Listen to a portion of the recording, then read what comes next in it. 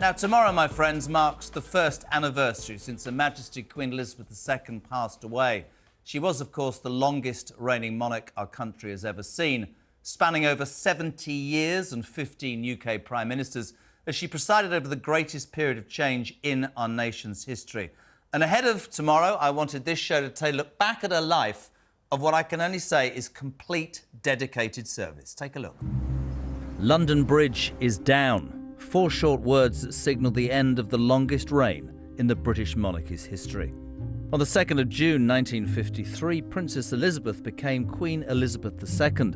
And for billions of people around the globe, she was not just the Queen, but the only sovereign we had ever known. For 70 incredible years, Her Majesty served her people tirelessly, ever dignified, ever graceful, ever present.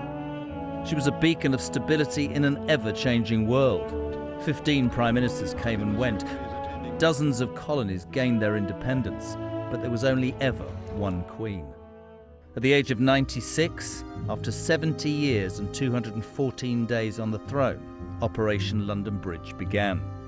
For 10 days, the nation mourned, between her death at Balmoral Castle and her private burial in Windsor. 33,000 people saw her lie in state in Edinburgh, before 330,000 more queued up for 17 hours or more to pay their respects in Westminster. In a final Christmas message, the late Queen spoke of passing the baton to the next generation. Whilst her death raised questions about the institution's future, the anniversary of that historic moment will forever be an important day to remember. The monarch is past.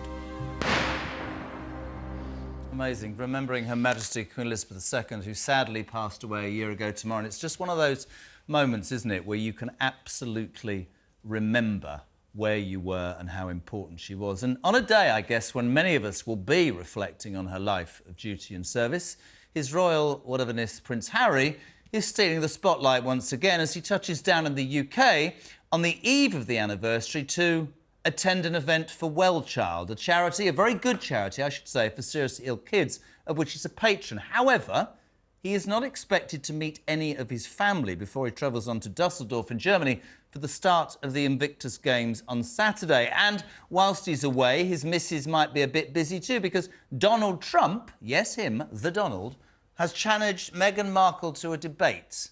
Yes, this might actually happen in the real world, with the former president saying that he didn't like the way she dealt with the Queen, who, by the way, Donald seems to have quite the royal soft spot after saying Her Majesty had more marbles at 96 than Joe Biden does at 80. I don't think that's quite difficult. My 4-year-old probably does. Joining me to discuss this is, well, what can I say? From LA, the host of the To Die For Daily podcast, Kinsey Schofield, good evening. And from London, I know, oh, look at this, she's back. Royal commentator Emily Andrews, one and all, thank you for joining us.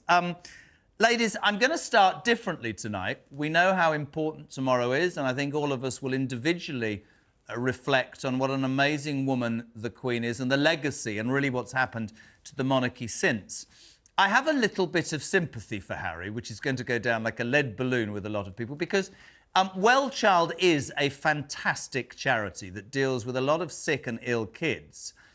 It isn't the greatest timing to be landing at the exact moment your grandmother, who was the most extraordinary monarch, a year since she passed, and not going to the castle or seeing your family. And whilst I understand the Well Child thing, Emily, he's bound to attract negative headlines again, isn't he? Jez, I cannot believe you've actually said that you have a modicum of sympathy for Prince Harry. Are you feeling okay? I think so, but I don't usually say this, but I think I'm right. I don't think he can win in this situation. No, you are actually absolutely right. I covered Well Child, the awards, when I was a royal correspondent for The Sun, and it's a fantastic evening. You know, it's very much to honour seriously ill children, many of whom, you know, won't survive more than a couple of years, and the people who care for them, the nurses, the doctors, the parents, the carers. It's a really, really lovely, emotional evening. And Harry has been patron of Well Child for, I think, almost over 10 years now. So for him, it's a really special moment in his calendar. And it's always been this time. It's always been the second week in September. Obviously, last year, he couldn't go because the event was held on the day that the Queen died. And so it's always held on this Thursday. So I don't think for Harry, we can really blame him for the timing. He has already arrived. He arrived at 4:30. The event's being held in central London. What I will be really interested to see, though, is what he says in his speech and how he references his grandmother, because I don't really feel that he can not say something about her. But, you know, we've got Prince and Princess of Wales tomorrow, William and Kate, who will be speaking on behalf of the royal family. So he's got a very delicate, you know, balancing act to tread. I actually interrupt you for the right reasons, Em. That's Prince Harry speaking now. We don't have the sound, but that's him. I will take your point. You know, some people will say it's tone deaf. The one thing I will say, and I'll bring Kinsey in, and he did it with the Invictus Games thing the other day, whenever he starts off well, you know, talking about Well Child or talking about Invictus, it's great. And then he starts moaning and bitching about his own life and how unfortunate. And I think Emily's dead right. He needs to be really careful with that, doesn't he? He's damned if he does, he's damned if he doesn't. If he does not acknowledge the Queen, there will be people that criticize him, that say, she gave you the platform that you have today, how insulting. And if he does mention the Queen, then what he's done is he's disrupted the Prince and Princess of Wales engagement tomorrow, and he's broken protocol. They should have been the first to acknowledge the Queen's passing and honor her. So he's in a really difficult position, and you know, I wouldn't want to be him right now, JK. No, well, I actually was a lot happier. But let's bring it on to my favourite subject. Donald Trump has challenged Meghan Markle to a debate. She ain't going to accept, but by God, Kinsey Schofield, that would be good telly, wouldn't it? It would be great television, but, you know, Jeremy, Meghan talks in towels that you would find at TK Maxx, like Live, Laugh, Love. If you listen to any of her speeches, she doesn't go really beyond some of those generic quotes that we find on you know, bath mats. So I do think it would be funny. However, I don't know how capable she would be at beating Donald Trump. And don't forget, remember when Prince Harry was talking to who he thought was Greta Thunberg on the phone?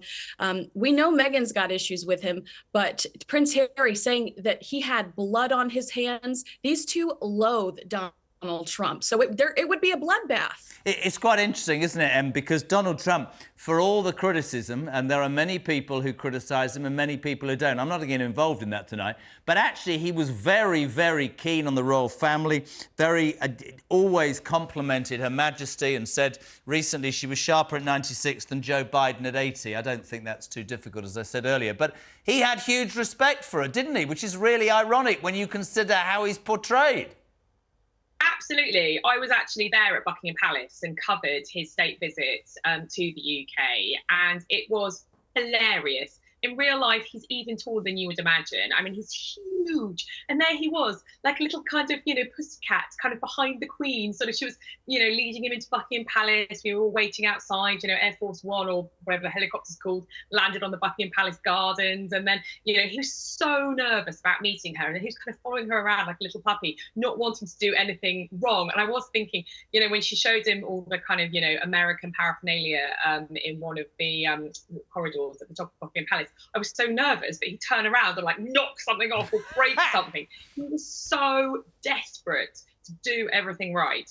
One thing though, guys, Kinsey and Jay, I think Meghan would absolutely trounce Trump. Not a chance. Debate. I think he would have him. No, I don't agree at all. Let's finish as we started. Tomorrow, of course, a year since Her Majesty Queen Elizabeth passed, sadly. And actually, genuinely, I know I'm getting old because I think of so much, and I will tomorrow. Just individually, quickly.